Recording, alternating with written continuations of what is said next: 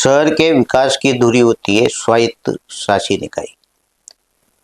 कोटा शहर में दो नगर निगम हैं, कोटा उत्तर और कोटा दक्षिण। ये दोनों नगर निगम शहर के विकास के लिए हमेशा तत्पर रहती है। कोटा उत्तर और कोटा दक्षिण में करीब 150 पार्षद हैं। वार्ड पार्षद संवाद कार्यक्रम की इस कड़ी में आज हमारे साथ हैं कोटा उत्तर नगर निगम वार्ड 40 के पार्षद नरेंद्र केथोलिया साहब। केथोलिया साहब से हम ये भी जानेंगे कि इनके द्वारा इनके वार्ड में क्या समस्याएं रही थी जब ये चुनाव में उतरे थे, और क्या इन्होंने अब तक विकास किया अपनी वार्ड की जनता के लिए। आइए बात करते हैं नरेंद्र केथोलिया जी से।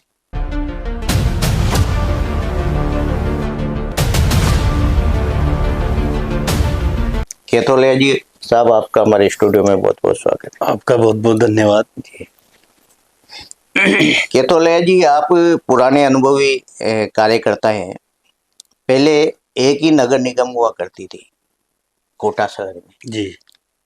धारीवाल साहब आए, उन्होंने दो नगर निगम की, कोटा उत्तर और दक्षिण।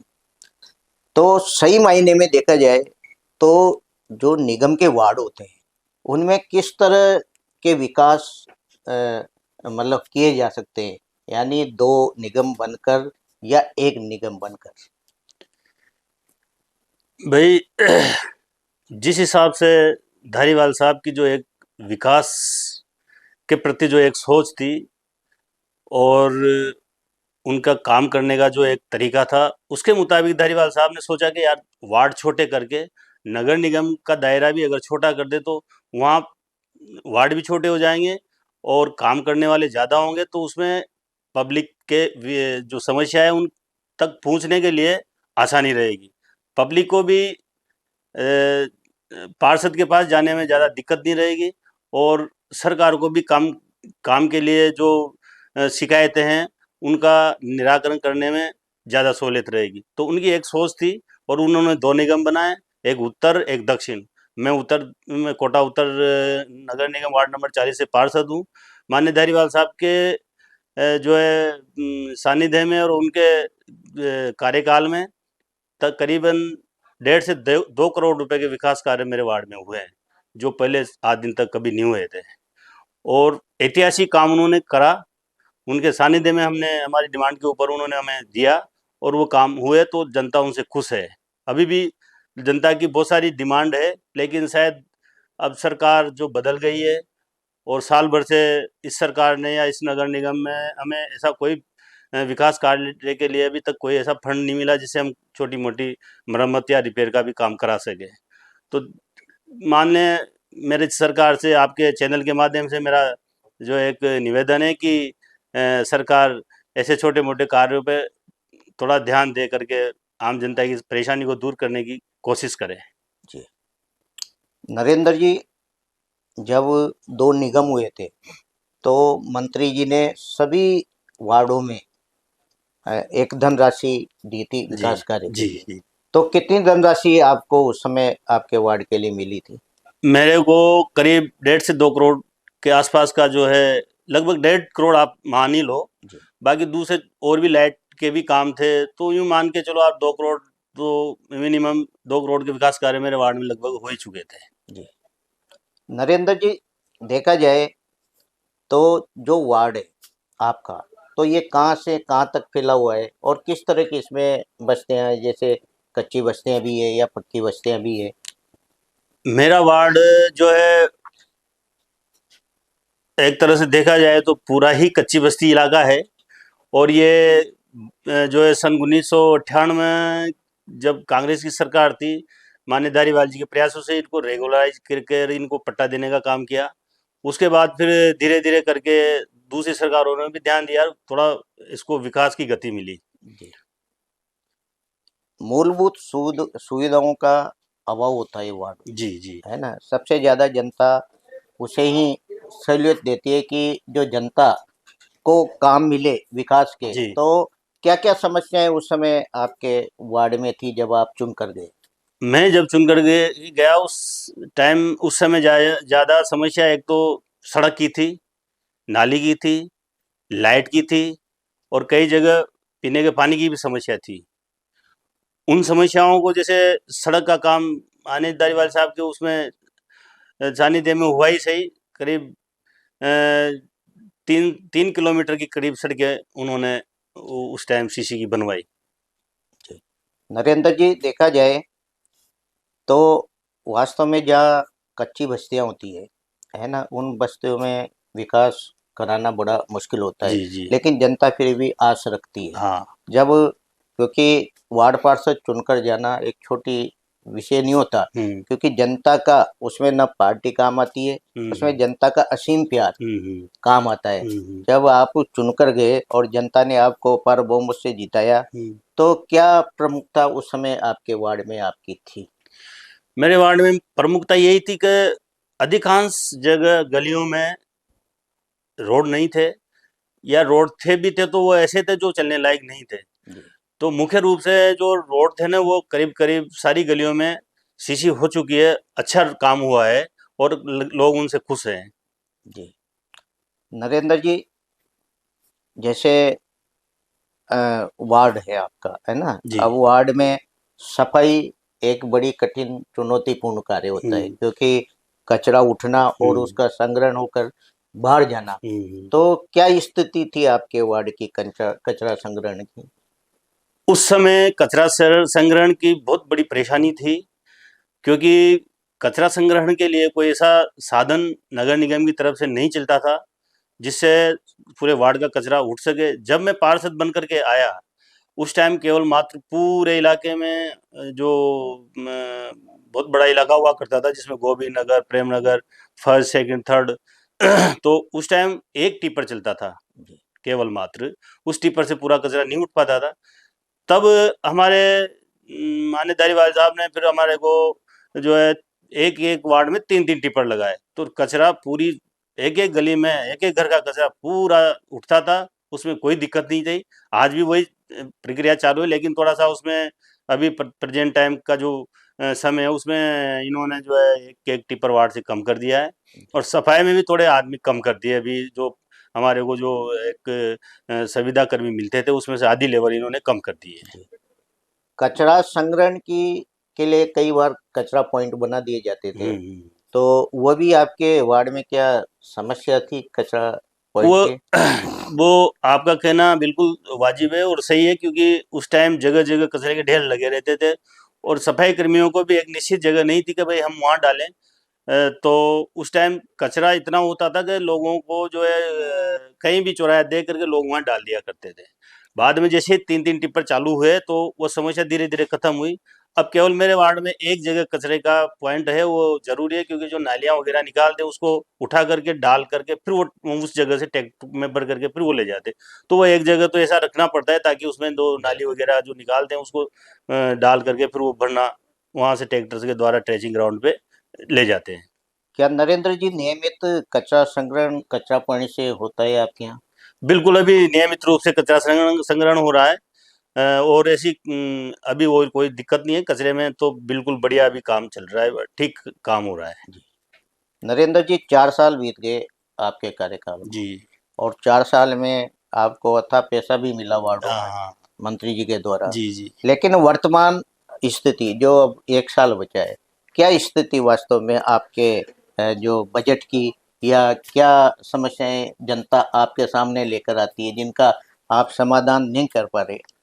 अब समस्या मुख्य रूप से मेरे इलाके में, मेरे वार्ड में नाली की ज़्यादा समस्या है। जी, सीसी करीब-करीब सब जगह हो गई, रोडों में तो रोड तो, पर लेकिन मुख्य समस्या भी नालियों की है और नालियों के लिए मैंने खुद ने भी लिख के दिया हुआ है। और हमारी जो पिछली बोर्ड बैठक थी, उस बोर्ड बैठक में 2023 वाली में 24 की बोर्ड बैठक में, उसमें महापौर साहब और नेता प्रतिपक्ष की सहमति से, जी, मतलब जैसे हम हमारा जो मीटिंग चल रही थी उस पीरियड में महापौर जी ने कहा था कि भाई सभी वार्डों के लिए 25-25 लाख रुपए हम एआरसी लगाएंगे, मरम्मत के काम जो भी होंगे उसमें कर देंगे। लेकिन वहाँ एक उसी पीरियड में संतोष बेरवा जो वार्ड नंबर 43 की पार्षद है, तो उस महिला ने कहा कि क्यों नहीं मैडम 25 लाख की जगह आप 50 लाख इसको किया जाए। तो उस टाइम वो बोर्ड बैठक में 50 लाख का प्रस्ताव रख करके उसका अनुमोदन कर दिया गया था। लेकिन उसका अब साल भर तो निकल गया, वो 50 लाख अभी तक उसमें से कोई 1 रुपया भी हमें नहीं मिला। हमें क्या किसी भी पार्षद को नहीं मिला है वो काम कराने के लिए। उसके बाद जब हमने आवाज उठाई भाई हमारे को कुछ पैसा दो ताकि हम छोटे मोटे काम जो है वो करा सके, तो हमने महापौर जी से मीटिंग करी, सीओ साहब से भी हम मिले, तो उन्होंने भी यही कहा कि भाई हमारे पास अभी पैसा नहीं है और हम काम करा नहीं सकते। फिर अभी पिछले महीने उन्होंने कुछ महापौर जी ने यू नोट लिखा, तो सीओ साहब ने फिर उसमें उनको लिखा कि भाई चलो ठीक है, आप कह रहे हैं तो जो आवश्यक कार्य हैं उसके लिए आप प्रस्ताव मांग लें और मुझे भिजवा दें। तो हमने महापौर जी के नाम वो प्रस्ताव लिख करके दे दिए। अभी तक उनका अनुमोदन हुआ नहीं हुआ या उनकी क्या स्थिति है वो हमें हमारी जानकारी में अभी तक नहीं है। जी। नरेंद्र जी, बीते 4 साल में यानी विकास का एक दायरा बढ़ता गया जी। और जनता भी परेशान थी। हाँ। ये जो 1 साल यानी सरकार बदली और उसके बाद क्या स्थिति अब है वास्तव में? अब वास्तव में ये है कि स्थिति तो ये है कि जैसे ही सरकार बदली तो पूरा महकमा बदल गया, अफसर बदल गए। दूसरी बात, जो मुख्य डिपार्टमेंट का जो मंत्री था वो बदल गया, वो रहे नहीं। माननीय मंत्री धारीवाल साहब हमारे नगर निगम और यूआईटी के जो डिपार्टमेंट के अधिकारी थे, तो वो मंत्री थे, तो उनके कहने से सारे काम होते थे और उनका मुख्य रूप से फोकस पूरे कोटा शहर की विकास के लिए उनका एक मानसिकता थी कि मेरे कार्यकाल में पूरे कोटा शहर को जो है एकदम से जो है तो ऐसा कर दूं कि आने वाली सरकार को कुछ काम करना नहीं पड़े। लेकिन उन्होंने ऐसा करा भी सही है। आप शहर को और आप सब लोगों को इस चीज़ की पूरी जानकारी है कि उन्होंने बहुत काम करा, पूरे शहर के अंदर एक तरह से विकास की गंगा बहा दी। लेकिन शायद मेरा मानना ये है कि जिस डिपार्टमेंट का जो मंत्री होता है वो उसी डिपार्टमेंट में काम करा सकता है। तो अपने इस समय कोटा में उस डिपार्टमेंट का मंत्री कोई नहीं है, तो शायद मैं ये मान के चलता हूँ कि कोटा का विकास में अब गति में थोड़ी सी जो है रुकावट आएगी। जो विकास पहले हो चुका उसमें मेरा मानना है कि 25, 30, 40% भी काम हो जाए तो ज़्यादा मानता हूँ मैं। जी। नरेंद्र जी, ये मान लें अपन कि जो आने वाला 1 साल है आपके कार्यकाल का, यदि आपको भरपूर बजट मिलता है जी, तो क्या आपकी जनता के प्रति अपेक्षा रहेगी? क्या-क्या आप विकास कार्य जनता को सौंपना भाई चाहेंगे? अगर जिस हिसाब से हमारी मांग के मुताबिक अगर हमें कुछ बजट मिलता है तो मुख्य रूप से हमारी समस्या नालियों की है, ताकि गंदी वाड़ा है ना वार्ड में वो खत्म हो और लोगों को स्वच्छता मिले, साफ सफाई अच्छी हो। और एक कुछ एक इलाकों में पानी की प्रॉब्लम है तो उसमें हम कुछ ट्यूबवेल लगा करके वहाँ की पानी की व्यवस्था को ठीक करें। जी।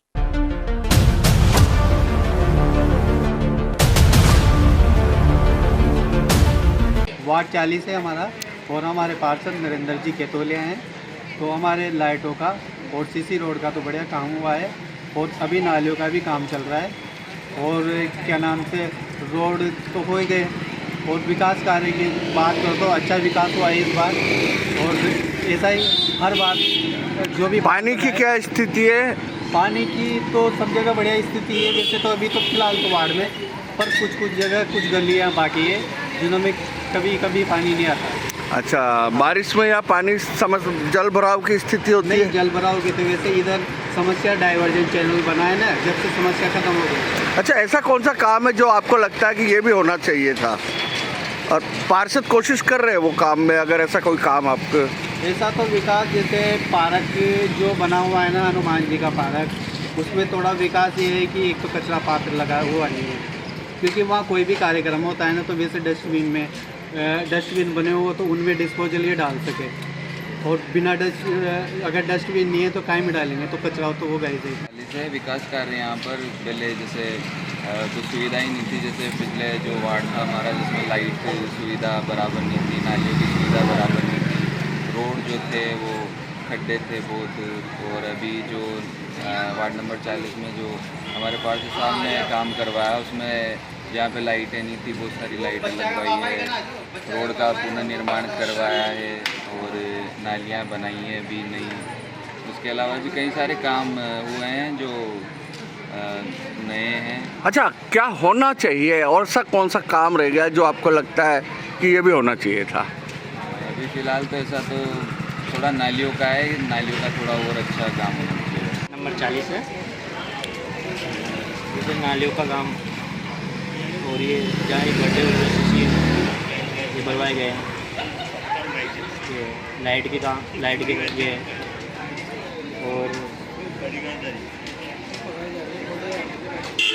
और आपको क्या लगता है क्या काम होना चाहिए था? काम तो जो अभी जो सिविल लाइन बनी है, जो इसके गड्ढे पूरे रोड बनाए गए हैं, जगह जगह गड्ढे हो रहे हैं। कार्य तो अच्छे हो रहे हैं और हमारे वार्ड पार्षद के द्वारा बहुत अच्छा लग रहा है हमारे को कि टाइम से कार्य हो रहे हैं। लेकिन आप जानते हो एक कहावत है हमारे राजस्थान में कि सेठ मेहरबान चमचों से परेशान। तो आगे से तो कार्रवाई हो रही है, लेकिन जो नीचे वाले होते हैं वो कार्रवाई नहीं करते हैं टाइम से, इसीलिए जनता दुखी है। और रोड के ऊपर रोड बनाए जा रहे हैं तो ताकि सबके मकान की नींव नीचे जाती जा रही है, क्योंकि रोड को खोद के दोबारा उस पर विकास होना चाहिए। और क्या और नालियों का विकास तो भाई साहब प्रेमनगर में अगर हमारे वार्ड में मानो तो नालियाँ पक्की नहीं हुई, कच्ची होती जा रही है, मकानों के नीचे की नींव में पानी धंसता जा रहा है। ये थे हमारे साथ कोटा उत्तर नगर निगम वार्ड 40 के पार्षद नरेंद्र केथोलिया जी। नरेंद्र जी ने जनता को चुनकर भेजा और इन्होंने बीते 4 साल में विकास, इनके वार्ड में विकास की गंगा बहाई। इनका मानना है कि आने वाले जो 1 साल बचा है उसमें यदि बजट मिलता है तो जो कमी रही जनता की, वार्डवासियों की, वो उसे पूरा करेंगे, ऐसा इनका कहना है। आज ये हमारे स्टूडियो में पधारे। नमस्कार, धन्यवाद सर।